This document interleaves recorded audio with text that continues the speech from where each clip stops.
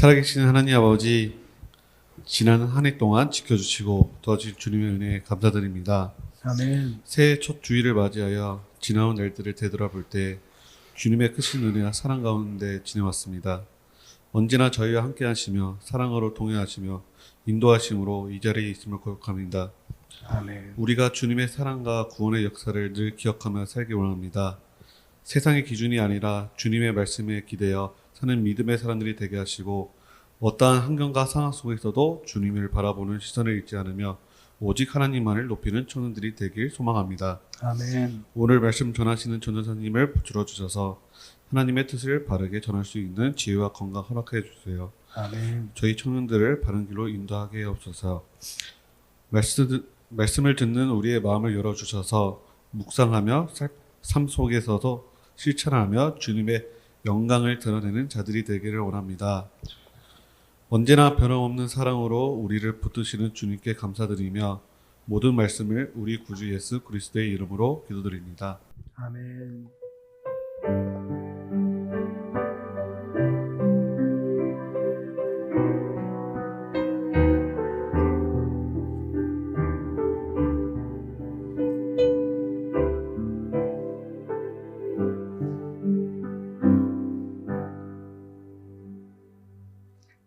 사도신경으로 우리의 신앙을 고백합시다. 시작. 전능하사 천지를 만드신 하나님 아버지를 내가 믿사오며 그 외아들 우리 주 예수 그리스도를 믿사오니 이는 성령으로 잉태하사 동정녀 마리아에게 나시고 본디오 빌라도에게 고난을 받으사 십자가에 못 박혀 죽으시고 장사한 지 사흘 만에 죽은 자 가운데서 다시 살아나시며 하늘에 오르사 전능하신 하나님 우편에 앉아 계시다가 저리로서 산자와 죽은 자를 심판하러 오시리라. 성령을 믿사오며 거룩한 공회와 성도가 서로 교통하는 것과 죄를 사하여 주시는 것과 몸이 다시 사는 것과 영원히 사는 것을 믿사옵나이다. 아멘. 우리의 고백이었습니다. 2026년 1월 4일 새해 첫 번째 설교네요. 청년부 예배 설교를 시작합니다. 오늘 설교의 제목은 이것입니다. 권력자는 무릎 꿇고 예수님은 놀라셨다 입니다. 오늘 하나님이 안디옥 청년들에게 주시는 말씀은 마태복음 8장 5에서 13절입니다. 마태복음 8장 5에서 13절입니다. 저와 여러분이 번갈아 읽을게요. 예수께서 가버나움에 들어가시니 한 백부장이 나와 간구하여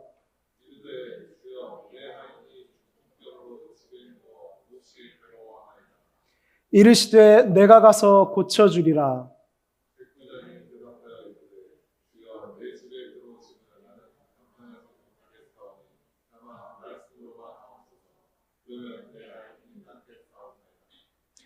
나도 남의 수하에 있는 사람이요 내 아래에도 군사가 있으니 이더러 가라 하면 가고 저더러 오라 하면 오고 내 종더러 이것을 하라 하면 하나이다.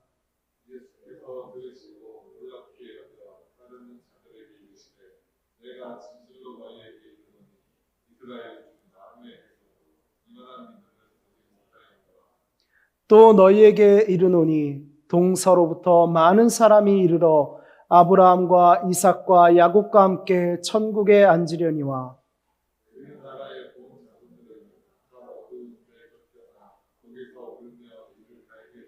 함께 읽겠습니다.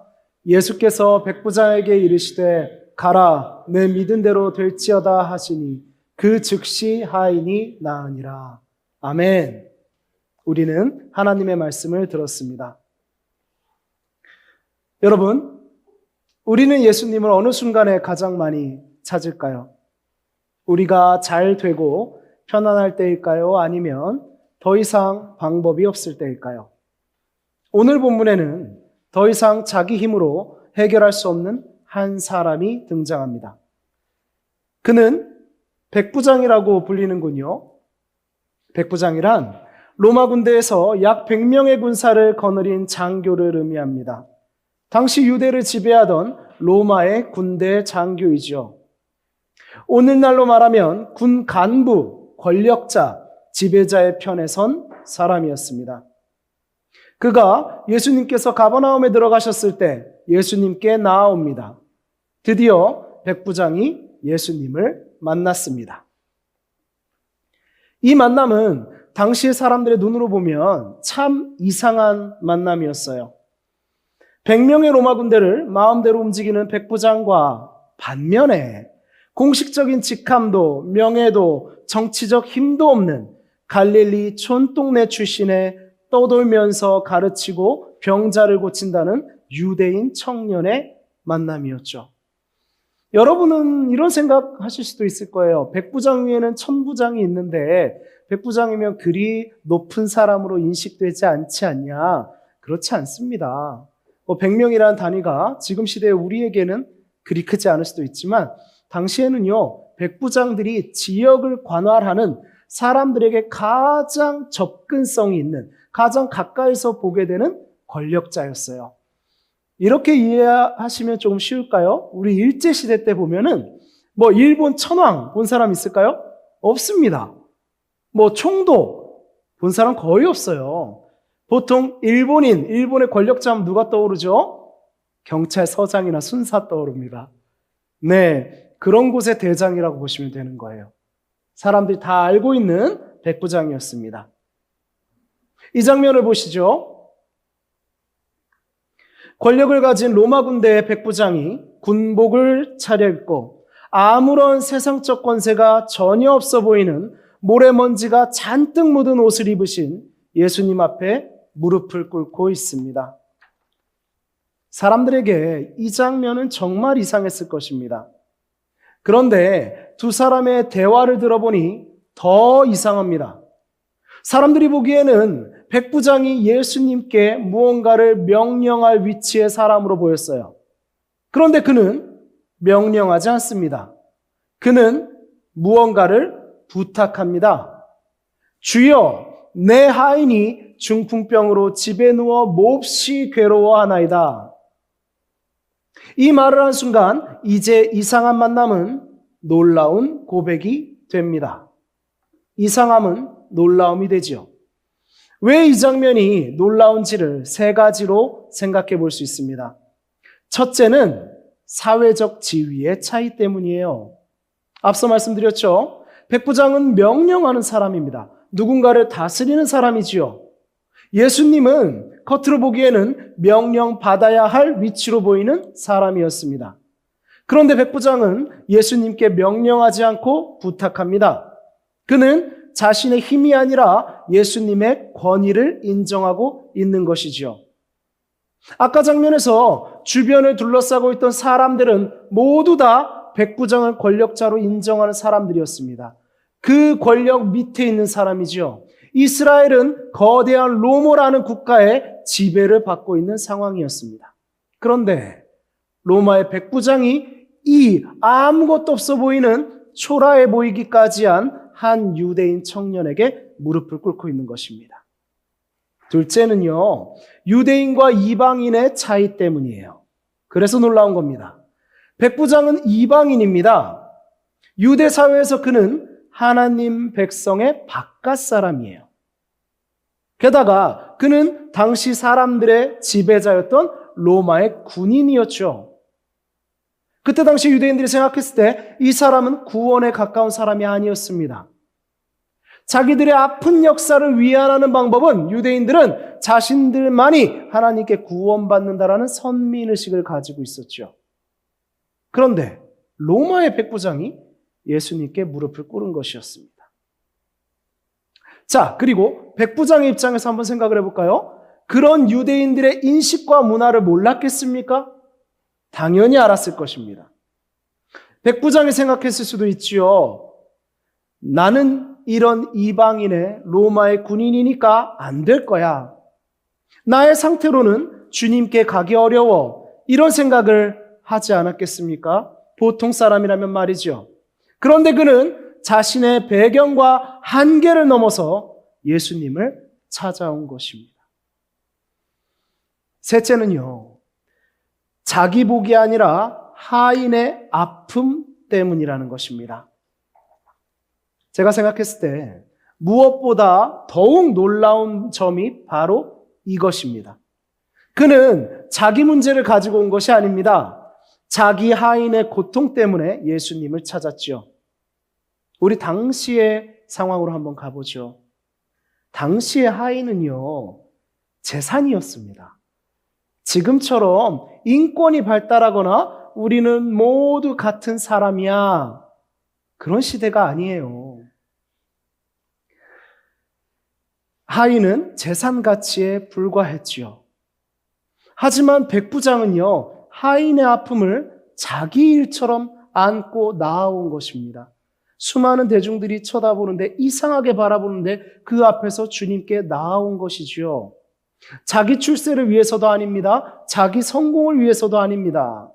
유대인들이 손가락질하고 쳐다볼 것도 알고 있습니다. 그런데 하인이 아프기 때문에 온 겁니다. 여러분, 이것이 무엇일까요? 하인은요, 물건처럼 효용성이라는 것이 있어야 해요. 당시에는 말이죠. 하인이 아프다는 건 뭘까요? 정말 효용성이 없는 거예요. 오히려 비용이 더 들어갑니다. 자, 이런 상황이 무엇입니까? 여러분, 이것은 사람이 사람을 사랑하는 겁니다. 백부장은 하인을 사랑하고 있는 사람이었습니다. 여러분, 사랑은 언제 자라기 시작합니까? 내 인생만 보던 시선을 넘어서기 시작할 때입니다.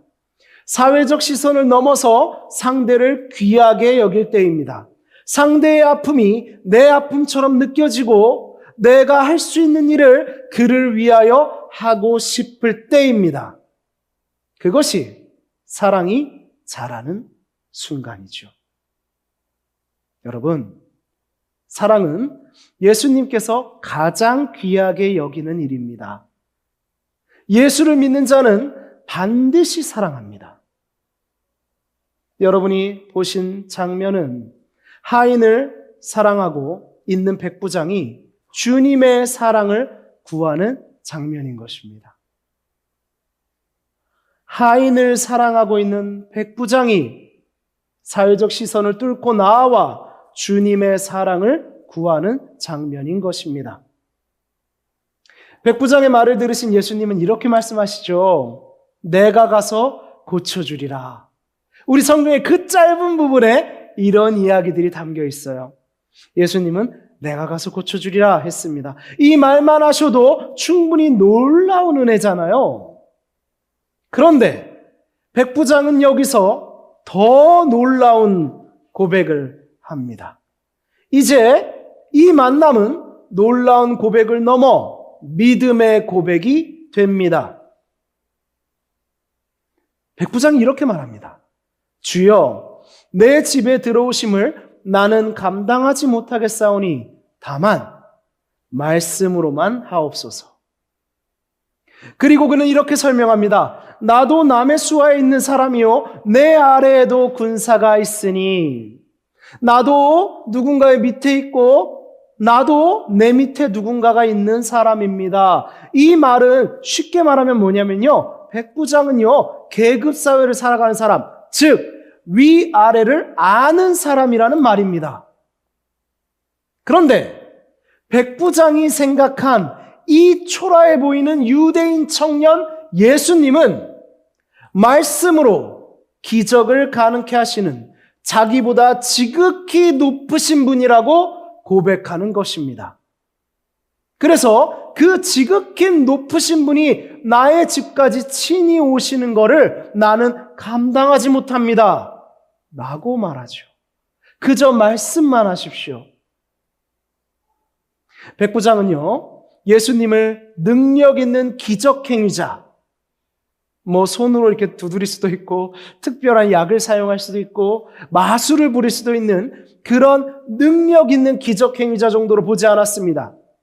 그는 예수님을 명령하시는 분, 보이지 않는 세계까지 다스리시는 왕으로 보았습니다. 이 고백은 예수님께서 오셔야만 일하실 수 있는 분이 아니라 말씀하시면 그대로 이루어지는 분이라는 믿음인 것입니다. 여러분, 생각나는 것이 없으십니까? 우리가 본 이 성경의 본문의 짧은 말씀이 왜 놀라운지 생각나는 게 없으신가요? 이 고백은요, 말씀으로 세상을 지으신 하나님을 생각나게 합니다. 이때 로마에는요, 말씀만으로 무언가를 만들어낸다는 개념이 없습니다. 그것은 하나님이 하시는 겁니다. 빛이 있으라 하시면 빛이 있는 겁니다. 그래서 이 백부장은요, 지난 시간에 우리가 살펴봤던 떡 먹고 배부르기 위해 예수님을 따르는 사람이 아니었습니다. 우리 살펴봤죠? 예수님의 능력만을 구하는 사람들, 자기에게 이익이 되는 것만을 구하는 사람들, 기적을 체험하고도 예수님을 전하라고 허락받지 못한 사람들의 이야기를 우리는 살펴봤습니다. 그는 달랐습니다. 예수님이 누구신지를 알고 믿은 사람이었습니다. 예수님은 이 신앙 고백을 들으시고 놀라셨어요. 내가 이스라엘 중 아무에게서도 이만한 믿음을 보지 못하였노라. 사람들이 놀란 것을 넘어 예수님도 놀라운 일이라고 말씀하십니다. 이 말씀은 굉장히 놀라운 거예요. 믿음은 누구 것이었습니까? 아까 말씀드렸죠. 이스라엘의 것 아닙니까? 하나님이 세상의 모델 국가로 세우신 하나님의 백성이라는 이스라엘. 그런데 그 중에도 이러한 믿음이 없다. 이만한 믿음이 없다라고 선포하신 것입니다. 우리는 오해 많이 했죠. 그냥 하인 고쳐달라고 나온 게 무슨 그렇게 이스라엘의 역사가 얼마나 깁니까? 그런데 그 중에도 이러한 믿음이 없다라고 하시다니 너무 과한 거 아닙니까? 하셨죠. 그런데 오늘 말씀을 들어보면 정말 백부장의 믿음은 놀라운 일입니다. 이 믿음은요, 당시에 하나님의 말씀을 오래 배운 유대인들, 하나님의 말씀을 안다고 자신하는 그들에게서도 쉽게 보기 힘든 믿음이었기 때문입니다. 우리는 그 유대인들, 그렇게도 메시아, 즉 그리스도를 기다렸다는 수많은 사람들이 예수님을 어떻게 대했는지 알고 있습니다. 예수님은 이어서 충격적인 말씀을 하시지요. 동서로부터 많은 사람들이 와서 천국에 앉으려니와 이 나라의 본 자손들은 바깥 어두운 데로 쫓겨나리라. 이 말씀의 의미는 분명합니다. 하나님을 안다고 생각했던 유대인들이 아니라 예수님을 믿음으로 고백하는 이방인들이 천국의 주인이 된다는 말씀이지요. 즉, 이 말씀은 자신들이 하나님을 알고 구원의 주인공이라고 생각하는 사람이 아니라 예수님이 누구인지를 알고 믿음으로 고백하는 사람이 그의 신분과 상관없이 천국의 주인이 된다는 말씀인 것입니다.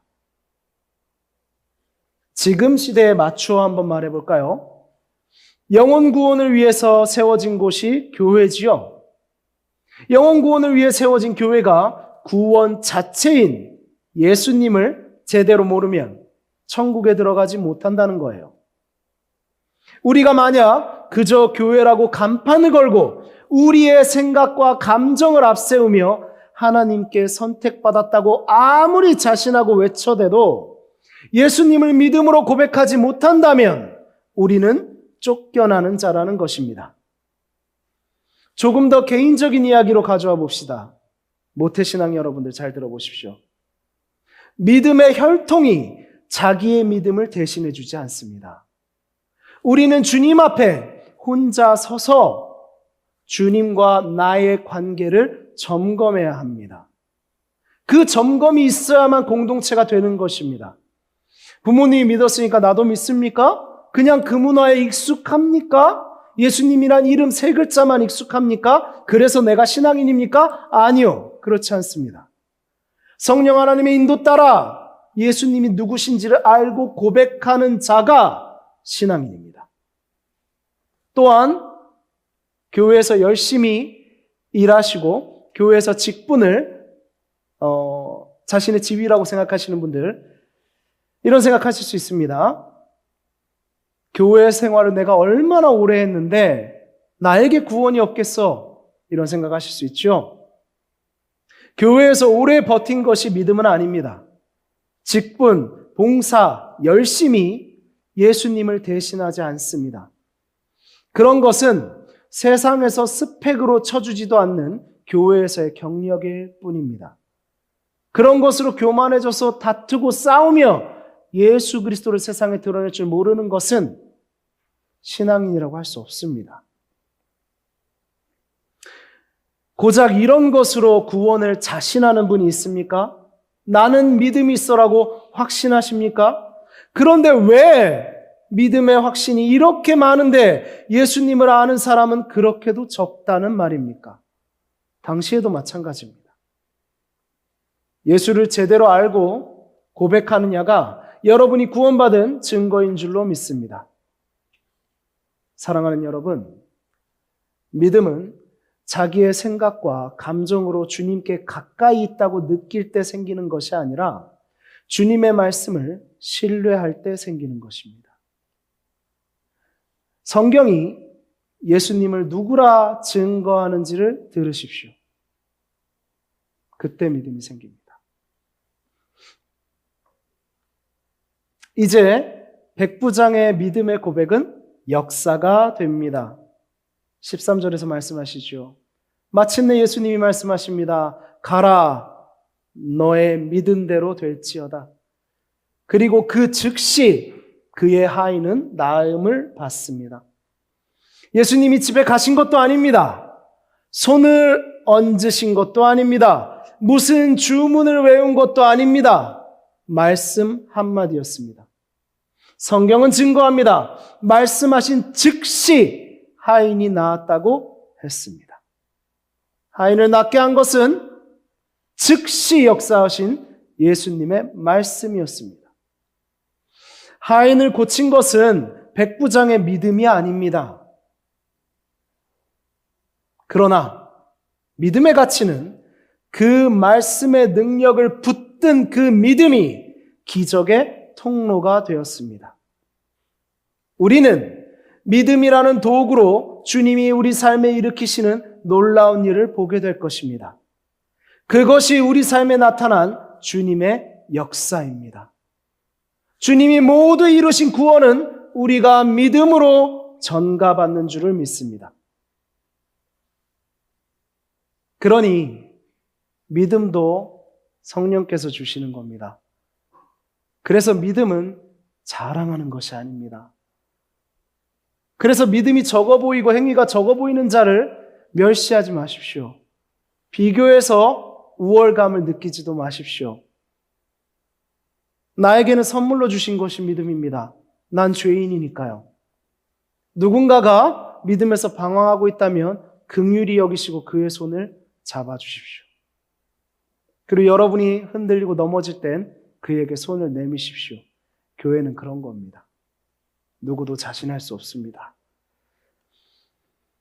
사랑하는 청년 여러분, 우리는 종종 이렇게 생각하는지도 모릅니다.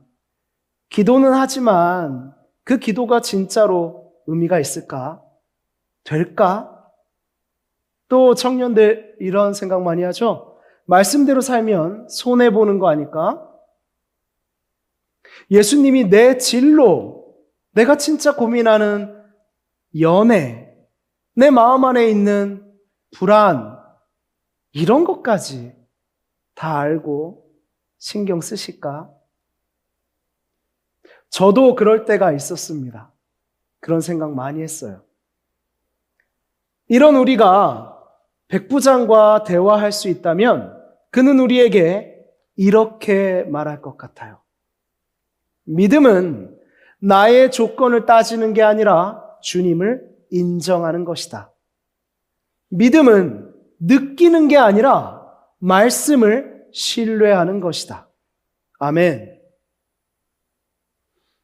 설교를 마무리할 시간이네요. 우리 잠시 눈을 감아봅시다. 우리 잠시 눈을 감고 정직하게 자신에게 물어보기 원합니다. 나는 예수님을 필요할 때만 찾는 분으로 믿고 있는가? 아니면 내 삶을 다스리시는 왕으로 믿고 있는가? 나는 내 삶에 그분의 능력만을 원하고 있는가? 아니면 그분의 완전하고 선하신 사랑을 원하는가?